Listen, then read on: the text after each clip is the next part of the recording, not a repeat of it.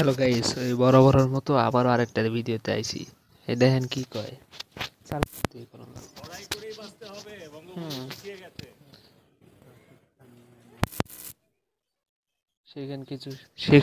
শেখেন বুঝলেন। জেলে ডিম থেরাপি খাওয়ার পরে কেমনে কথা বলতে হয়, এখান থেকে কিছু শিখে যান। কিসে উপদেশে কিতাব পড়েন, জুনাইদ ভাই পলক আছে, হেডনোসেট গুলো শুনবেন। দিনে 3-4 বা 5-6 বার 10-12 বার করে শুনবেন।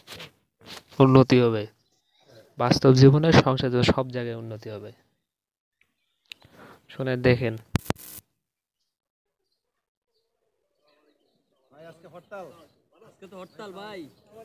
ফলক ভাই হরতাল আজকে। পলক ভাই আজকে তো হরতাল। লড়াই করেই বাঁচতে হবে, বঙ্গবন্ধু শিখিয়ে গেছে। দেখলেন, জেলে মেয়ের খাওয়ার পরও মানুষ কিভাবে এন্টারটেনমেন্ট দিতে হয়, এখান থেকে শেখেন।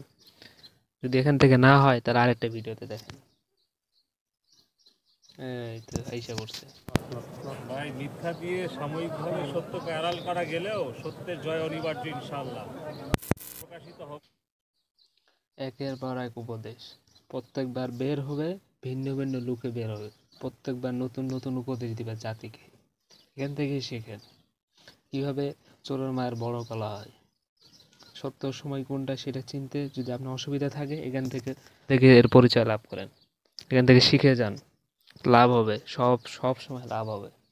একের পর এক নছিহত কিভাবে ঝাড়তে হয়, উপদেশ কিভাবে দিতে হয়। তথ্য প্রযুক্তি মন্ত্রী নেই তো কি হয়েছে, এখন উপদেশ গুরু হিসেবে পরিণত হয়েছে। বুঝলেন, এদেরকে জেলে দিয়ে ক্ষতি হয় নাই, উন্নতি হয়েছে, এদের অনেক উন্নতি। মেধার বিকাশ হয়েছে, মেধা হ্রাস পায় নাই। আজ এই পর্যন্ত। খোদা হাফেজ।